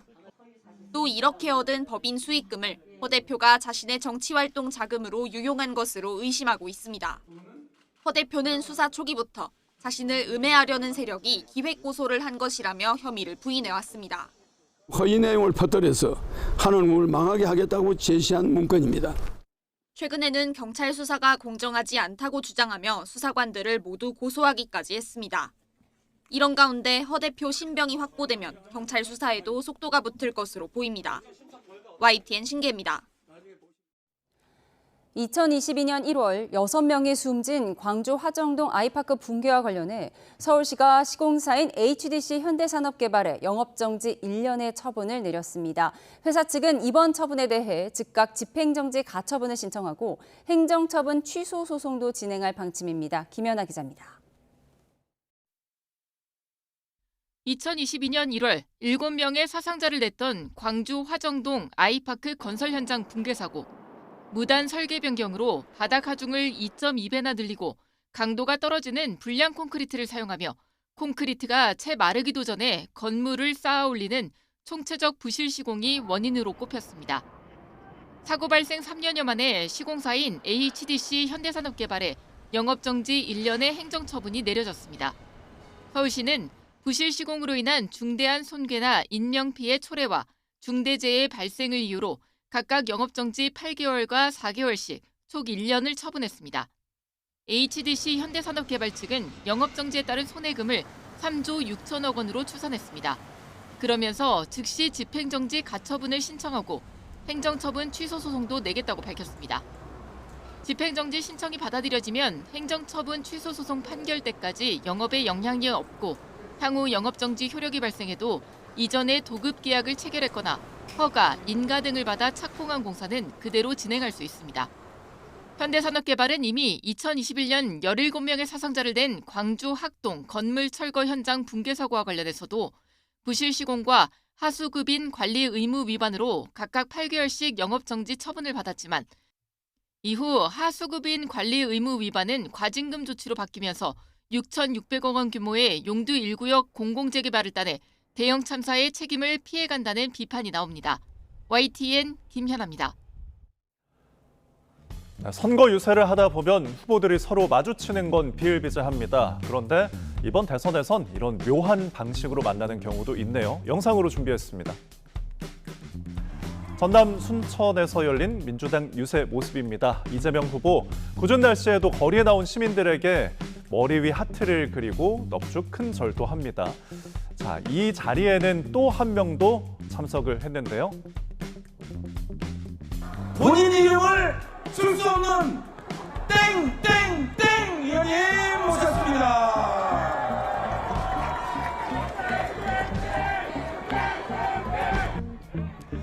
순천이 지역구인 민주당 김문수 의원입니다. 응원하러 와놓고선 왜 이름을 숨겼을까요?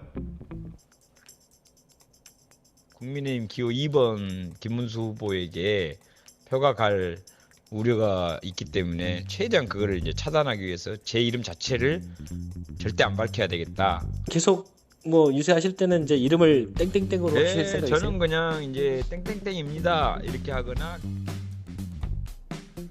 자, 국민의힘 김문수 후보의 유세장에서도 묘한 순간이 있었습니다. 여기는 경남 밀양인데요. 대통령 후보가 왔다는 소식에 시민들이 거리를 가득 메웠습니다. 그런데 건물 벽에 후보 한 사람이 더 있죠. 상대인 이재명 후보입니다. 마치 유세 장면을 지켜보고 있는 것처럼 보이는데요. 신경이 쓰였을까요? 김문수 후보 이렇게 한마디를 했습니다. 여기 마침 사진이 한 사람 붙어있네요. 저는 어디 가서 장가 간다 하면 제가 총각이라고 속여본 적이 한 번도 없습니다. 이 김문수는 죽을지언정 손해를 볼지언정 거짓말은 절대 시키지 않습니다. 자, 대선에 출마하는 후보들 재산만큼이나 궁금한 것 바로 전과입니다. 중앙선거관리위원회가 공개한 자료를 토대로 대선 후보들의 전과 기록을 살펴봤는데요. 함께 보시죠.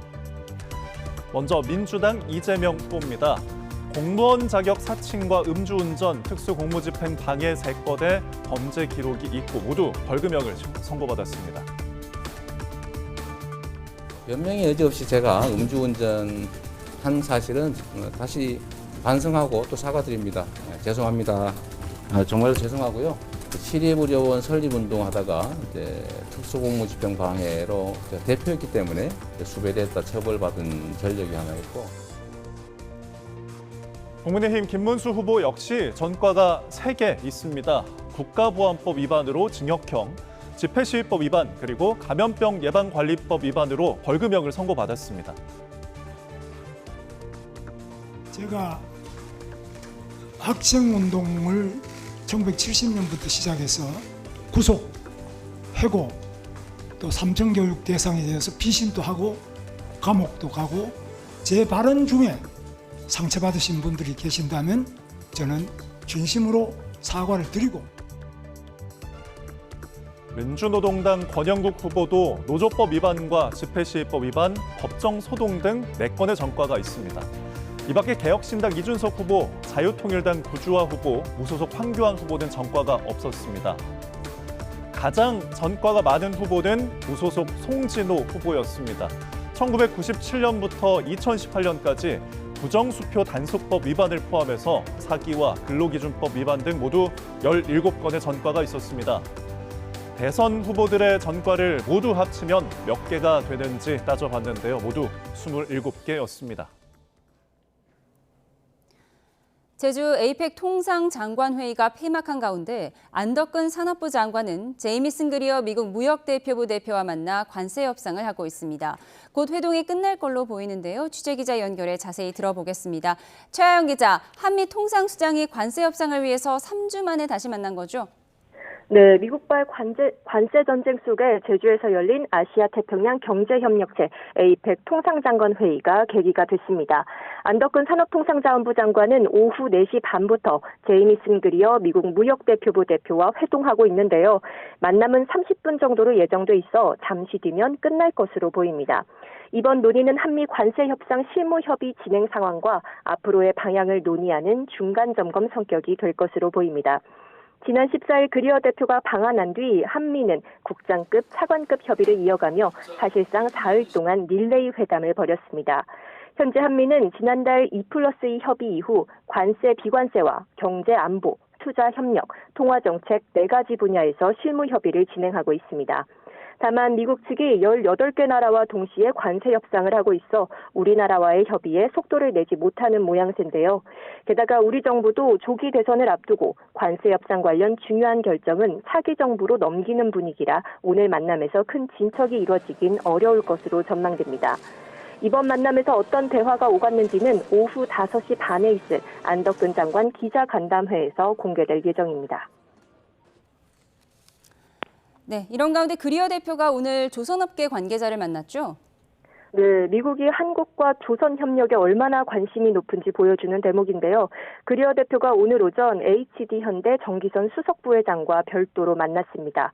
그리어 대표와 면담하기 위해 여러 나라가 경쟁을 벌였던 와중에 직접 기업 관계자를 만난 건 이례적입니다. 이 자리에서 정 수석 부회장은 HD 현대중공업과 미국의 방산 조선사와의 함정 동맹을 소개하며 두 나라 조선산업의 협력 확대 필요성을 강조했습니다. 그리어 대표는 오후에는 국내 특수선 양강인 한화오션의 김희철 대표와도 만났는데요. 한화오션은 양측이 조선업에서의 다양한 협력 방안을 폭넓게 논의했다며 미국 내 조선 생산 기반 확대와 기술 이전 방향을 중심으로 전략을 설명했다고 밝혔습니다. 이번 조선업계와의 만남은 미국 측 요청으로 이루어졌습니다. 한미 통상수장 간 만남을 앞두고 면담이 이루어졌던 만큼 조선 협력이 관세 협상의 중요한 지렛대 역할을 할 것이란 기대가 나옵니다. 미국발 관세 전쟁 속에 열린 이번 제주 에이펙 통상장관 회의는 극적 합의 끝에 만장일치로 공동 성명을 채택하며 폐막했습니다. 성명 내용을 두고 미국과 중국이 이견을 보였지만 에이펙 통상장관들은 각국이 다자무역 체제를 통해 연결돼 있다는 점에 공감하며 세계 무역기구의 중요성에 의견을 모았습니다. 지금까지 경제부에서 YTN 최하영입니다.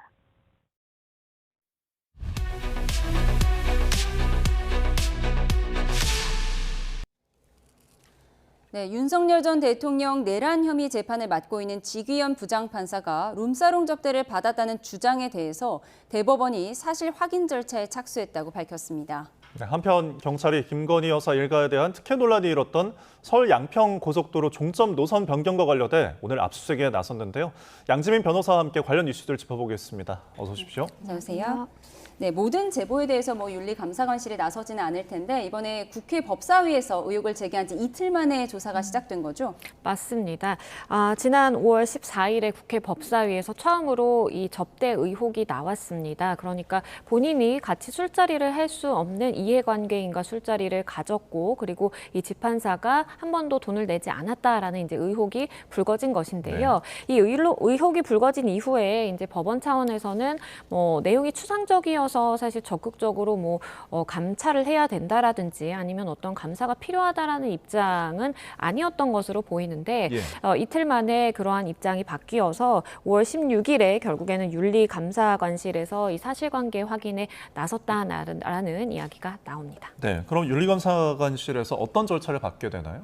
일반적으로는 제보라든지 아니면 어떠한 뭐 고발처럼 누군가가 신고를 함으로써 이러한 비위 사실이 있는지를 사실관계를 확인을 하게 됩니다. 네. 우선은 예비 조사를 거치게 되는 것이고요. 일종의 수사기관에서 진행하는 뭐 내사 정도 이렇게 예비 조사를 볼 수가 있겠고 그 다음으로는 이제 정식으로 감사에 진행을 할 수가 있습니다. 이렇게 사실관계 확인이라든지 감사를 일부 진행을 했는데 어떤 혐의점이 있다라고 판단이 된다. 그러면 이제 대법원장에게 보고가 들어가게 되고요. 그 이후에는 징계위원회를 열 수가 있습니다. 징계위원회에서는 실제 의혹이 사실이라고 한다면 어떤 수위의 징계를 내리는 것이 적절할지 판단하게 됩니다. 네, 뭐 그 과정에서 지 부장판사를 뭐 직접 부를 수도 있겠죠. 부를 수도 있습니다. 일반적으로 뭐 자료 조사 그러니까 지금 이 법원에서도 윤리감사관실에서도 이야기를 하는 것이 언론 보도라든지 뭐 활용할 수 있는 모든 뭐 자료를 활용해서 우리가 사실관계 파악을 하겠다라고 밝히고 있는 만큼 일반적으로 자료 조사를 우선적으로 하게 되고요. 그 다음에는 이제 면담 조사가 가능한 것입니다. 그 과정에서 지판사를 실제 불러서 소명의 기회를 부여할 수도 있겠고 반박하고자 하는 것이 있다면 그 이야기를 들어볼 수 있는 그 기회가 마련이 되는 것이고요. 그리고 이것이 사실은 법원에서 마련된 윤리감사관실에서 법관에 대한 판단을 하는 것이다 보니까 너무 제 식구 감싸기가 될 수 있다라는 비판을 의식을 해서 외부 전문가들의 자문도 또 받을 수가 있거든요. 그렇게 되면 뭐 교수라든지 변호사라든지 외부의 중립적인 사람들을 통해서 좀 사안을 파악할 수도 있습니다. 네, 언급하신 절차들이 다 끝나면 이제 결론이 나게 되는 건데 어느 정도나 걸릴까요? 간단한 경미한 사건의 경우에는 뭐 수주에 걸쳐서 이제 결과가 빨리 나오게 되는 경우도 있고요. 하지만 이렇게 중대한 사항이다라고 볼 경우에는 뭐 6개월 이상도 소요가 될 수가 있습니다. 그래서 경미한 사안의 경우에는 뭐 내부 민원이라든지 아니면 내부 뭐 규칙을 위반했다 뭐 이런 경우를 경미한 사안으로 볼 수 있겠고요. 다만 지금 판사로서의 중립 의무라든지 아니면 법관으로서 지켜야 되는 윤리적인 부분에 대한 것뿐만 아니라 형사적으로도 불거질 수 있는 그런 의혹을 받고 있는 상황이기 때문에 경미한 사안으로 보기는 어렵고요. 그렇다면 수개월이 걸릴 수도 있겠는데 다만 워낙 사회적으로 지금 관심이 집중되고 있는 그런 사안이잖아요. 그러다 보니까 법원 차원에서도 논란을 빨리 불식시키거나 결론을 내기 위해서 이 사건 우선으로 좀 처리를 하게 될 가능성이 있습니다. 네, 내부 감사와 수사기관의 수사는 엄연히 다른 건데 이렇게 내부 감사에서 의혹이 어느 정도 사실로 드러난다면 어떤 처분을 내릴 수 있는 거예요? 이 법관 징계법에 따라서 이 징계위원회를 열 수가 있는 것이고요. 만약에 이것이 이제 처벌 영역으로 간다 하면 이제 외부 절차로 돌입을 하게 되는 것이지만 내부 감사로는 징계위원회를 열어서 뭐 정직이라든지 감봉이라든지 경미하다라면 그냥 경고에 그치고 본인이 하던 업무를 이어갈 수 있습니다. 하지만 만약에 정직 처분을 받게 된다라고 한다면 사실상 본인이 맡고 있는 역할 그러니까 법관으로서 주재하던 재판에서 물러나야 되는 사안이 발생할 수도 있기 때문에 이것은 사회적으로 파장이 좀 일 수도 있습니다. 이 대목에서 궁금한 게 이런 접대와 관련된 의혹이 이제 사실로 규명이 돼서 처분을 받은 전례가 있나요? 있습니다. 실제로 향응 그러니까 비슷한 뭐 의혹이 사실로 됐던 그런 사안인데요. 2010년에 한 부장 판사가 본인의 이해관계인 그러니까 재판과 관련된 사람으로부터 향응을 제공받았다라고 해서 실제로 이 금품을 수수한 정황이 발각이 됐었고요. 정직 처분이 나왔습니다. 정직이라는 것은 법관은 이 탄핵의 절차가 아닌 이상 아예 그러니까 옷 벗게 한다라는 표현을 보통은 하죠. 법관 자리에서 아예 일을 하지 못하도록 만들 수는 없습니다. 다만 정직 그러니까 일정 기간 동안 손을 떼게 함으로써 내릴 수 있는 가장 중한 징계다라고 볼 수 있겠습니다. 네, 이렇게 법원 수사기관의 내부 감사가 시작된 셈인데 이와는 별개로 어제 한 시민단체가 공수처에 지 부장판사를 고발했죠.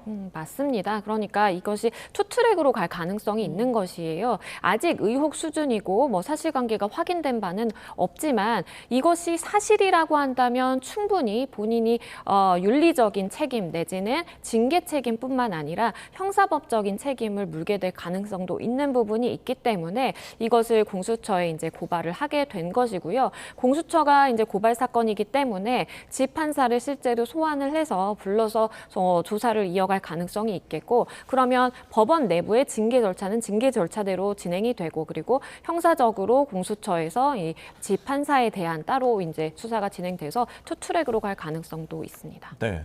자, 그러면 아까 짚어준 사례처럼 만약에 이게 사실로 규명이 된다면은 정직 처분이 내려질 수도 있는 거잖아요. 그렇죠. 그러면은 지금 하고 있는 그 재판, 윤석열 전 대통령의 내란 혐의 관련해서 재판부가 바뀔 수도 있는 건가요? 그렇습니다. 과거 말씀드렸던 2010년 사례에서도 정직 이제 처분을 받게 되면서 본인이 맡고 있던 재판에서 다 손을 떼고 정직 절차에 돌입한 바 있습니다. 예. 그러면 법원에서는요, 이제 재배당을 거치게 됩니다. 지금 지 판사의 경우에는 알고 계시는 것처럼 내란 전담 재판부다라고 할 정도로 네. 윤 전 대통령 사건뿐만 아니라 관련 뭐 군 당사자라든지 김용현 전 장관이라든지 관련 당사자들의 사건을 다 맡아서 하고 있거든요. 예. 그런데 여기서 만약에 어떠한 처분이 내려져서 실제 재배당이 이루어진다. 그러면 재판부가 바뀌게 되는 것이고요. 재판부가 바뀌면 우리가 그 전에 이어왔던 변론에 대해서 뭐 간략하지만 어쨌든 변론에 대해서 다시 짚어보는 시간이 필요할 수가 있겠고 예. 그만큼 결론이 나오는 시점도 뒤로 미뤄진다라고 보입니다. 알겠습니다. 네, 내부 감사와 수사기관의 수사가 투트랙으로 이어지고 있으니까요. 지켜보도록 하겠습니다. 주제를 좀 바꿔보겠습니다. 경찰이 국토교통부와 양평군청에 대한 압수수색에 들어갔습니다. 당시에 김건희 여사와 관련이 있다 이런 의혹이 제기됐었는데 의혹부터 정리를 해주시죠.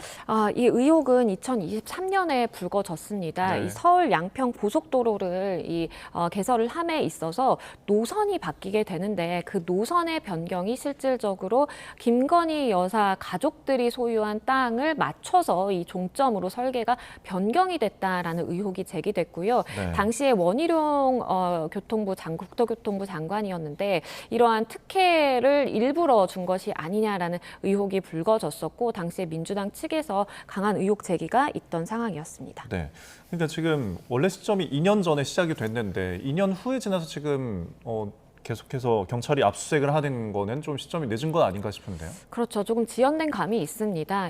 지금까지 어떻게 진행되어 왔는지 좀 절차들을 보면요. 예. 2023년에 처음으로 이러한 의혹이 강하게 불거졌었고 원희룡 전 장관의 경우에는 이러한 의혹에 맞서서 모든 사업 중단하겠다라고 굉장히 좀 강하게 대응을 네. 한 바 있었습니다. 당시에 5건이 이 공수처에 고발이 됐었는데 직권남용 권리행사 방해죄로 원희룡 전 장관도 역시 고발을 당한 상황이었고요. 이것이 공수처에서 검찰로 넘어오고 검찰에서 경찰로 다시 넘어오게 됩니다. 그래서 예. 경찰이 사건을 이어받은 것은 작년 7월이었어요. 경기청에서 이 사건을 받게 되고 한 10달 정도, 10개월에 걸쳐서 일단은 기초조사를 했다라고 경찰을 밝히고 있는 상황이고요. 기초조사를 통해서 어느 정도의 증거 수집은 이루어진 상황이기 때문에 더욱 필요한 증거에 대해서 강제 수사, 그러니까 압수수색에 돌입한 것이다라고 밝히고 있습니다. 네, 이런 상황에서 지금 서울 양평고속도로 건설은 진행 중인 건가요?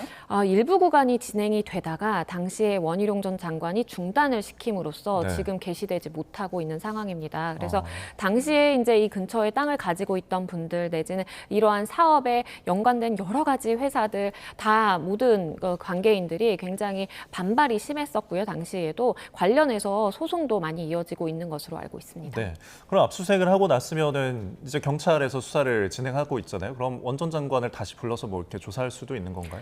조사할 가능성이 굉장히 높습니다. 네. 아직까지는 지금 원희룡 전 장관에 대해서 이제 조사가 이루어지지는 않았는데 네. 곧 시간 문제라고 보입니다. 왜냐하면 압수수색을 먼저 진행하고요. 그 다음에 압수물의 분석을 하고 그 압수물을 분석을 해서 마련된 증거들을 가지고 핵심 관계자들을 소환하는 것이 일반적으로 수사의 기법이거든요. 예. 그렇기 때문에 지금 이제 압수수색, 그러니까 국토부를 비롯해서 그 공사를 맡았던 회사라든지 이 관련 자료들을 수집하기 위한 압수수색이 진행됐고, 그렇기 때문에 이 압수물 분석을 마친 이후에는 원희룡 전 장관도 충분히 소환될 수 있습니다. 예, 당시에 원희룡 전 장관은 특혜가 없고 이에 대한 의혹이 가짜 뉴스다 이렇게 주장했던 기억이 나는데, 또 수사가 이제 김건희 여사에게 향할 수밖에 없다 이런 분석인데 어떻게 예상하십니까? 그렇습니다. 김건희 여사에게 이 의혹이 향하게 될 수밖에 없고 결국에는 소환까지도 이어질 가능성은 열려 있습니다. 다만 여기서의 문제는 김건희 여사가 이 부지에 땅을 가지고 있는지부터 먼저 확인이 돼야 될 것이고, 지금 만약에 가족의 땅이 이제 소유가 되었던 상황이었다라고 한다면 뭐 가족들부터 해서 이렇게 순차적으로 진행이 될 가능성이 있겠고요. 다만 김건희 여사의 경우에는 당시에 이제 윤 전 대통령의 배우자 신분으로서 어쨌든 막강한 권력을 가지고 있다라고 볼 수 있는 측면도 있고, 그러한 것의 연장선으로서 특혜를 주기 위해 이러한 노선 변경이 있었다라는 것이 민주당 측의 의혹 제기이기 때문에 김건희 여사의 경우 사실 핵심 관계자로 볼 수가 있겠고, 그렇다면 먼저 소환되느냐 늦게 소환되느냐의 문제지 어쨌든 소환의 가능성은 굉장히 높다라고 보입니다. 네, 보통 이런 경우에는 그러면은 나중에 소환하는 것이 조금 일반적일까요? 그것은 사실 상황에 따라 너무 다릅니다. 왜냐하면 김건희 여사를 소환하는 데 있어서 현실적으로 수차례 불러서 소환하기 어렵다라고 한다면 김건희 여사가 받고 있는 여러 가지 지금 의혹들, 도이치모터스 사건, 공천 개입 사건, 다양한 사건들과 함께 묶어서 소환해서 한 번에 물어볼 가능성도 있겠고요. 다만 이것이 일부 사건은 검찰, 지금은 경기청 이렇게 다 나눠져 있는 상황이에요. 그러면 사실은 소환의 주체가 다르다고 한다면 본인은 원하지 않더라도 어쩔 수 없이 한 번은 경찰 아니면 한 번은 검찰 이렇게 여러 군데에 소환이 될 가능성도 있습니다. 예, 말씀하신 것처럼 수사기관, 소환 주체가 다양한 상황인데 정확히 김 여사나 원 전 장관에게 적용되는 혐의가 어떻게 되나요? 일단 원희룡 전 장관의 경우에는 직권남용 권리행사 방해죄를 생각을 해볼 수가 있겠고요. 본인이 어쨌든 권한을 가지고 있음으로써 이 적정 수준의 이제 범위에서 권한을 행사해야 되는 것인데 그것을 넘어갔다라는 것이고요. 만약에 이것이 어떠한 혜택을 줌으로써 물질적인 이득, 그러니까 이거 노선 변경해서 땅을 비싸게 팔 수 있도록 좀 도와주는 그런 차원까지 만약에 입증에 성공을 한다고 한다면 김 여사의 경우에는 제3자 뇌물, 그러니까 공무원과 함께 공범으로서 성립할 수 있거든요. 제3자 뇌물도 검토가 될 수 있겠고, 여러 가지 공무상의 비밀을 원 전 장관과 김건희 여사가 공유했다라는 차원의 비위까지 밝혀지게 된다면 공무상 비밀 누설죄까지 다양한 혐의들을 적용할 수 있습니다. 이게 그러니까 우연인지 관련이 있는지를 살펴보는 게 핵심이잖아요. 어떤 게 중요할까요? 일단 지금 압수수색을 통해서 이제 확보를 하려고 하는 자료 자체도 노선 변경을 왜 하게 됐는지, 당시에 변경하고자 하는 의사결정의 주체들에 대한 뭐 이메일이라든지 회의록 자료 이런 것도 다 지금 확보를 하고자 하고 있는 상황이고요. 전자통신 기록, 그러니까 관계 당사자, 국토부 사람들과 내지는 뭐 김건희 여사 뭐 관련 당사자들끼리 이야기를 주고받으면서 어디로 변경하자라는 이야기를 주고받았는지 확인하려고 하고 있고, 더불어서 실제 김 여사 가족이라고 일컬어지는 사람들이 어느 곳에 땅을 보유하고 있는지, 그리고 이러한 이야기가 담겨져 있는 어떠한 결제 문서 이런 것들을 확인하고 있어요. 그래서 이런 것들이 명확하게 확인이 된다고 한다면 관계 당사자도 어느 만큼 확대되고 좁혀질 수 있을지가 명확하게 될 것으로 보이고요. 결국에는 지금 압수수색 이후에는 압수물 분석이 굉장히 중요하다라고 보여집니다. 알겠습니다. 주 수사 상황들 지켜보도록 하겠습니다. 지금까지 양재민 변호사와 함께했습니다. 오늘 말씀 고맙습니다. 고맙습니다. 감사합니다. 경기 남양주 오남읍에 호우경보가 내려진 가운데 시간당 74mm 안팎의 물폭탄이 떨어지면서 올해 첫 호우 긴급 재난 문자가 발송됐습니다. 현재 전국 대부분 지역에 비가 내리고 있고요. 대기가 불안정해지면서 서울과 남해안, 제주도를 중심으로 호우특보가 발효 중입니다. 지금도 이들 지역에는 시간당 30에서 50mm 안팎의 매우 강한 비가 집중되고 있는데요. 앞으로 오늘 밤까지 이들 지역을 중심으로 집중 호우가 쏟아지겠고요. 벼락과 돌풍, 우박이 동반되는 곳도 있겠습니다. 시설물 관리와 안전사고에 각별히 유의하시기 바랍니다. 남해안과 제주도에는 최고 80mm 이상의 많은 비가 더 내리겠고요. 서울 등 중부지방에도 최고 50mm의 비가 예상됩니다. 비는 밤사이 모두 잦아들 전망입니다. 날씨였습니다. 금요일에 보내드린 뉴스원 마치겠습니다. 함께해 주신 여러분 고맙습니다.